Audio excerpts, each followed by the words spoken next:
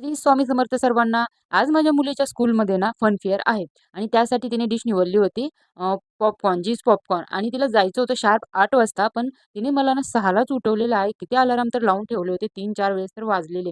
तर मग ते 15 मिनिटातच पॉपकॉर्न बनवून तयार झाले चीज पॉपकॉर्न. तिलाही तयार करता येतात, पण मी बनवून दिले. खूप सारे बनवायचे होते. तर एवढे मी तिला बनवलेले आहेत. ती एवढी एक्साइटेड होती ना तिचं फन फेअर एन्जॉय करायला आणि त्यातून तिने ना ज्या पॉपकॉर्नवरती चेरी पेरी कसा मसाला असतो ते टेस्ट येण्यासाठी तेही टाकलेलं आहे आणि ती तिची तयारी करतच होती. म्हणे मी कधी जाईन आणि मी कधी एन्जॉय करीन माझं फन फेअर असं झालेलं आहे.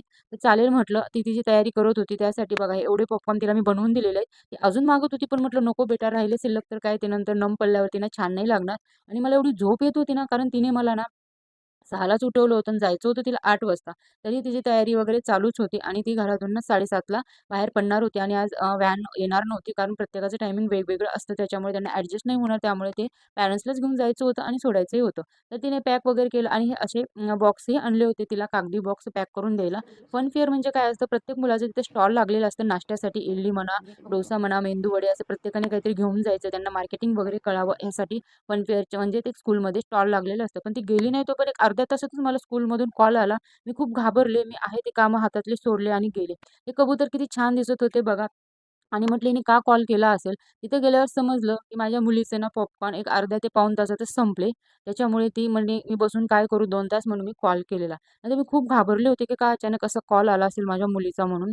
मग ती काही फोनवर जास्त बोललीही नव्हती. तर हे बघू शकता असे हे स्टॉल लागलेले असतात. चहा आणलेला आहे, कोणी कॉफी आणलेली आहे, कोणी मेंदूवडे, कोणी भेळ, कोणी पाणीपुरी. एवढे छान-छान पदार्थ आणले होते ना नाश्त्याचे. कोणी सॉफ्ट ड्रिंक, कोणी हार्ड ड्रिंक असे छान बनवलेलं होतं स्टुडंट्सनी. आणि काहीही खा ₹10 अनलिमिटेड होतं. तुम्ही कितीही घेऊ शकता ₹10 आणि प्रत्येक म्हणजे प्रत्येक स्टुडंटच्या पॅरेंट्सनीही खूप सपोर्ट केला. मी तिला म्हटलं, "का गं बेटा तू काय एवढं बारीक आवाजात बोलली अशी रडत-रडत?" तर म्हणे, "मम्मा माझं लवकर संपून गेलं आणि तुला सांगितलं होतं लवकर दे." मला वाटलं कुठे नाराज वगैरे आहे, पण ती एवढी एक्साइटेड होती की माझं संपलं म्हणून आणि मी म्हटलं, "चालेल नेक्स्ट टाईमला ना वेगळी डिश तुला मी बनवून देईन." आणि नंतर तिने ना ती म्हणे, "मला पण काहीतरी खायचंय." मग माझ्या मिस्टरांनी नाश्ता केला, मीही केला, मुलांनीही केला आणि तिने मक्याचं काही ते का चेरी-पेरीचं असं काहीतरी होतं ते खाल्लं चटपटा आणि नंतर हे बघा हे असे स्टॉल वगैरे होते. खूप मोठा स्टॉल होता, खूप पब्लिक क्राउड होता आणि खूप छान असा तिचा फन फेअर ना म्हणजे एन्जॉय केला तिने आणि आम्ही पणही.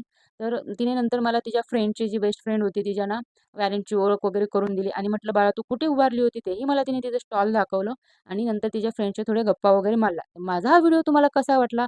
थोडासा जरी आवडला असेल तर एक कमेंट आणि लाईक करायला विसरू नका. तर चला भेटूया अशाच एखाद्या नवीन व्हिडिओमध्ये.